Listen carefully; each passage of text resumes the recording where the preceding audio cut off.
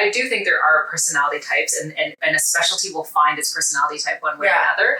Definitely, dermatologists, we're considered to be, maybe on the more glamorous end of physicians. And that's okay. I mean, that's okay.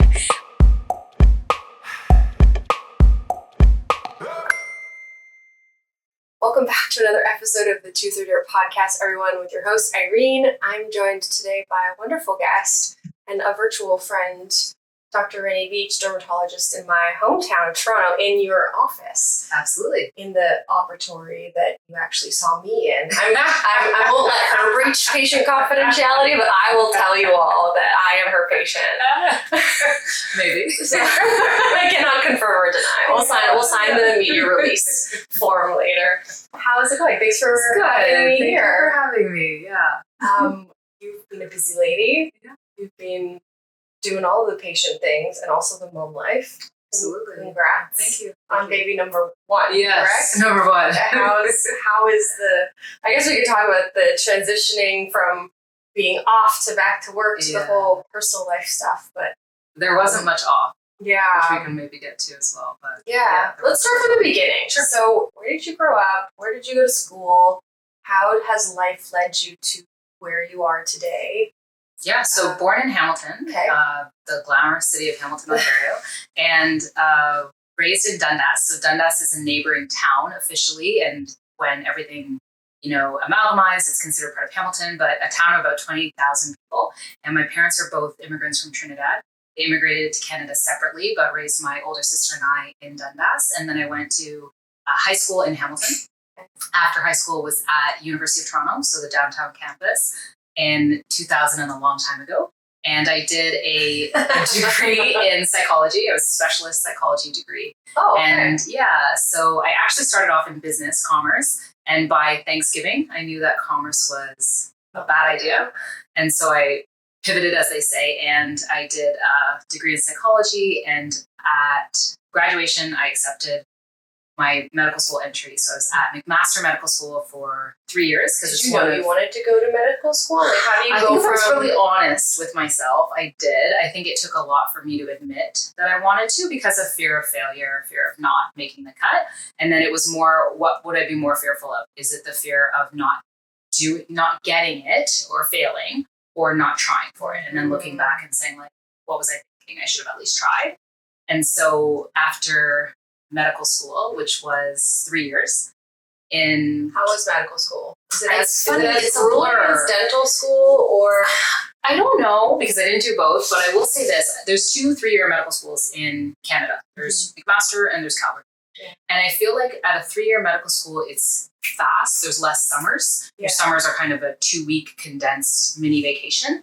And I think if you know what subspecialty you're going to pursue, go to 3-year medical school. If you're not sure or you think you need that extra time for reflection, growth, volunteerism, electives, then a 4-year medical school may be better. Mm-hmm. For me, I went where I gained entry. It was like winning the lottery. So for me, 3-year medical school, I decided I wanted to pursue dermatology. I'd say realistically in the 2nd year of medical school. Mm-hmm.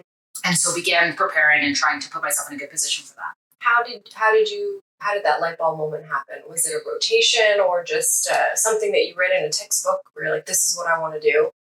For me, I think it was personal experience. So I didn't have physicians in my family, but I did go see, my regular family doctor. I saw an orthopedic surgeon. I saw a dermatologist because I had acne. And I really was fascinated by skin. I like the fact that patients are generally healthy. They come to you because they want to. They come to you because they see something.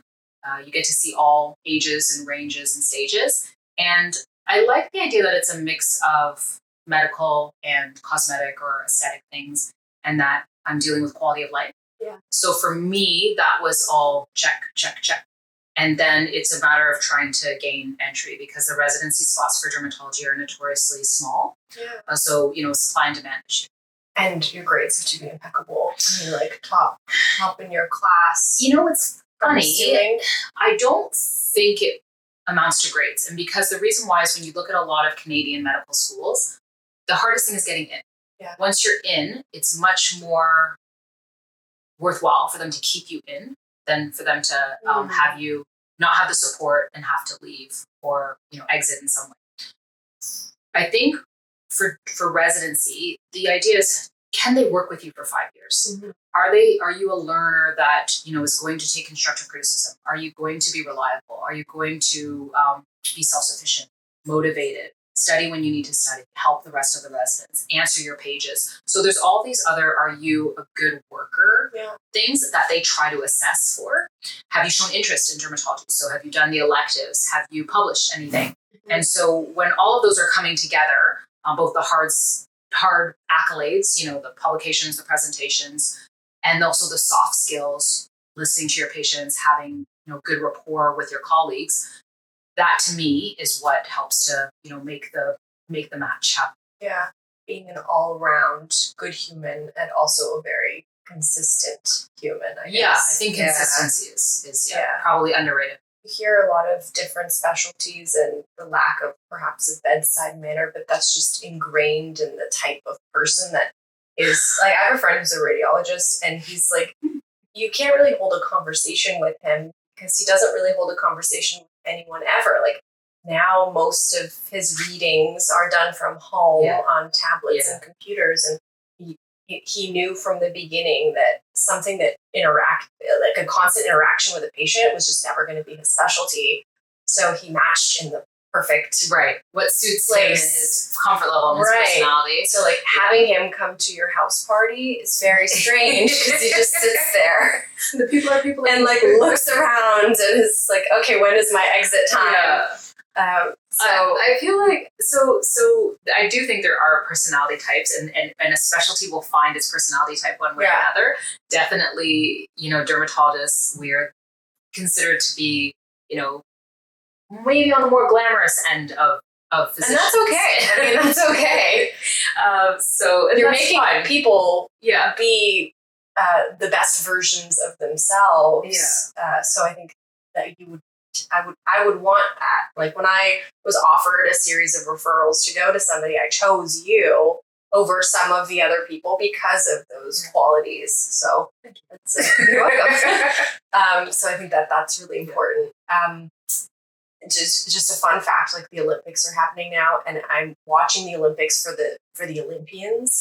And I'm looking at them like, you found your sport. Like the 7'2", 125-pound high jumper that is just like this giraffe on stilts. Like you found your sport, and I kind of think that in medicine and even in dentistry, like applying to certain specialties, you can see who's found there, and perhaps that's the people on the back end too who have selected you for that specialty. Where perhaps yourself, you would have said that maybe you wanted to be an orthopedic surgeon, but someone else saw something else in you at that time. No, not for me. Not for you, but maybe for someone else. And then you're so disappointed that I didn't get peds or I didn't get whatever, but you did match with something different. But I do think that there's a place for everyone. And I hope that, especially in medicine, I mean, you go through it for so long. I think the hardest thing is to not match to the subspecialty that you desire.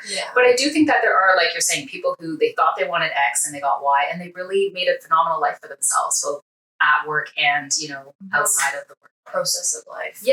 So then residency. And then what? So residency is 5 years, and at least in Canada. And so the 2 years are general. So you're rotating through various things that are related to dermatology, but not core dermatology. And then the last 3 years are dermatology rotations at various hospitals or settings, ambulatory settings, inpatient exposure as well. And then you basically pick where you want to practice. So for me, I was in Ottawa for residency, and I came back this way for a couple reasons. One of them was my parents still live in Hamilton, and I wanted to be close to them. And my now husband is pretty much a Toronto lifer. So that came in as a factor as well. That was, so here we are. It was a hard must stay in the GTA. He was unlikely to move elsewhere, let's put it that way. Very unlikely. He's a season ticket holder for the Raptors. Oh, well, say no more. The end. So, the end. No one's giving up those seats, let's be honest. People fight to the death for those seats. Interesting. And then, so your clinic, you opened your clinic. I feel like I perhaps was one of your first patients. We were talking about the woes of opening a practice during COVID at the same time. 2020 fall. And I believe you were just before August. So that was October. Yeah. So what is the process like of opening up your own clinic? Where did you work for someone before? And then what's that like? For me, it was I was practicing for about 5 years, and I practiced in private offices, hospitals, outpatient settings, both, dermatology focused practices and even, more of a hybrid practice of family medicine and other healthcare practitioners. And I got to about 5 years in, and I thought, what's my end game? Mm-hmm. Like, what am I doing here? I'm not unhappy, but I'm certainly not like feeling like I'm pushing myself, feeling like I'm challenging myself.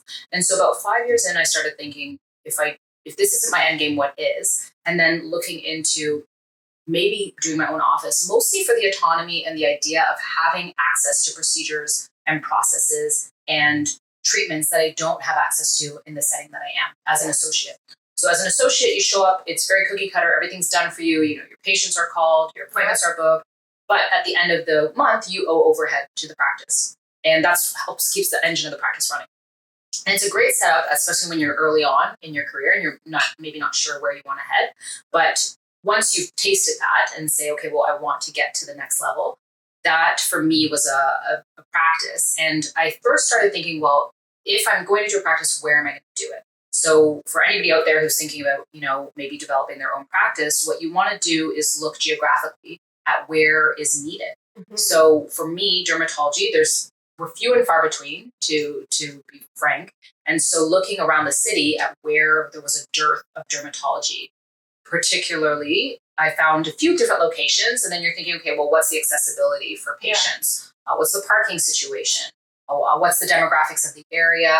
What's the travel time from my current home to the potential practice? So thinking about all those things. And then I think a big thing that comes up is whether to rent or lease versus buying a building.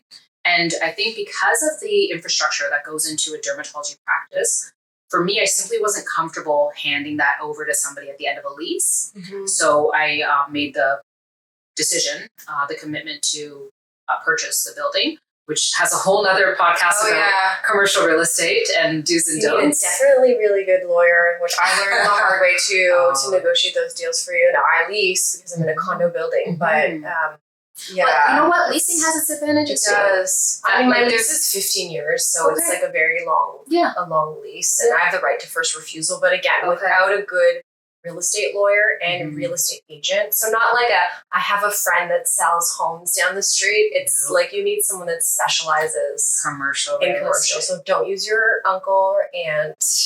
Yeah, I think we all have. Straight at the camera for that one. Like, don't use your friend, even if they're like, well, I'll give you the 1% back. No, spend the money. It can be very expensive on the flip side. Yeah. So what is a startup dermatology clinic roughly cost? I mean, in dentistry, we're in the million, I'm at 1.3, 1.4 for my startup, and I didn't have a ton of crazy equipment. Yeah. But so I have to think back to 2020 dollars, right? Actually, really 2019, because everything was into production in 2020.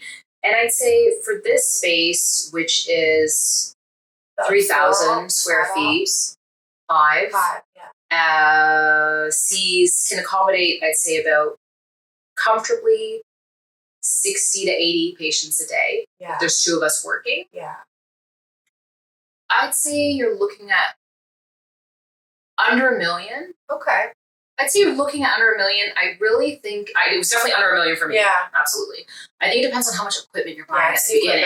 So I didn't buy my lasers until I'd been here for about 6 months, 8 months. So you sort of find your pace, find your footing. What are people coming in for? You're looking at machines, you're vetting machines. Yeah. I didn't buy everything immediately. And as you slowly acquire things, I'd say, okay, this year my goal is to get, this machine. Next year, my goal is to get that. And slowly acquiring things, for me, was the way to do it. I know there's some people who, they want to knock it out of the park immediately. Sure, then you get a lot of debt right away, too. Yeah, and I don't do payment plans or anything. When I buy machines, I buy them. Yeah. So that's what's worked for me.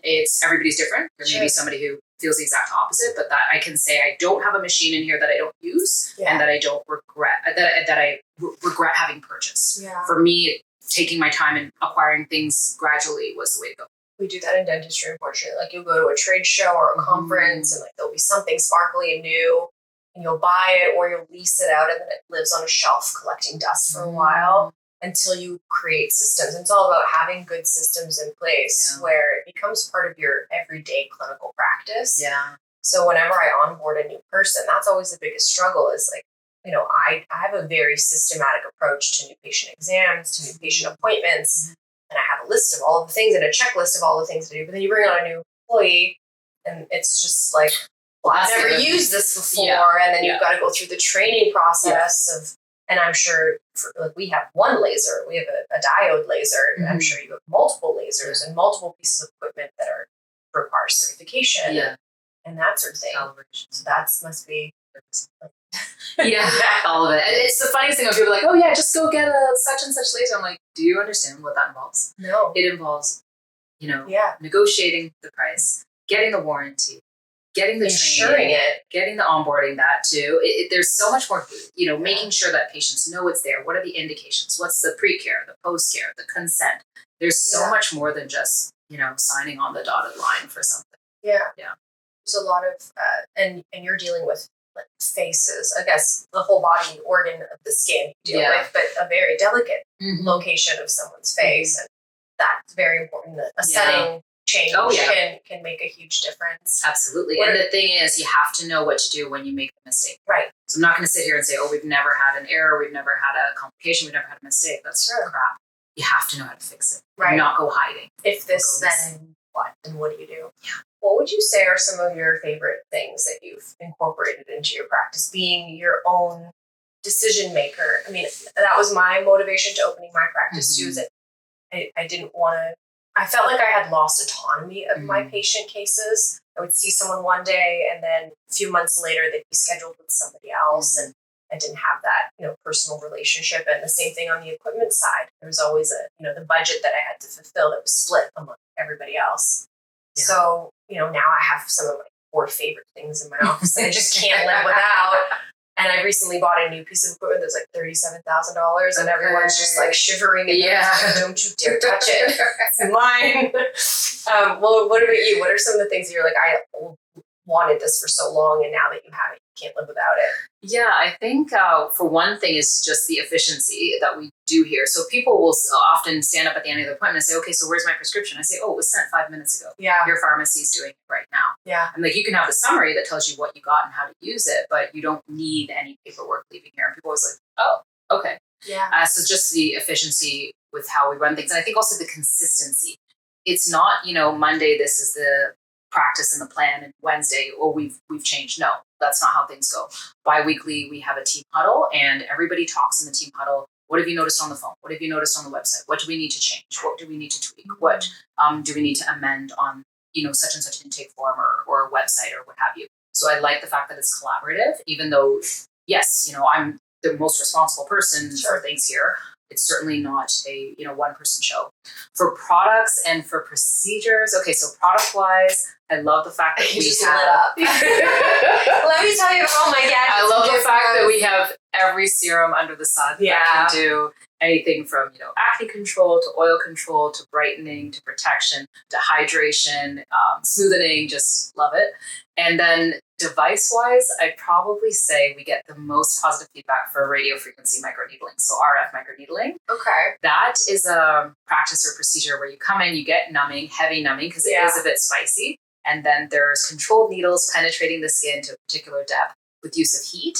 And that helps to denature the collagens. You get a firmer skin canvas. You get improved texture. It's great for acne scarring. And people it's the one thing that when you do that 24-hour or 48-hour check-in call, your patients are already happy. Yeah. There's not a lot of things that they leave a dermatology clinic, immediately looking better. And with RF, you're not immediately looking better, but at the time of that follow-up call, you're like, okay, I get it now. That's great. Yeah. And that's what people definitely come back for. I think that's a good segue into part 2. Sure. Let's talk about skin stuff for dental people. Okay. Focus on dental people. I'll try. So stay tuned for part 2 with Dr. Renée Beach, talking about what we should be doing perhaps as dental people still suffering from post-COVID protocols.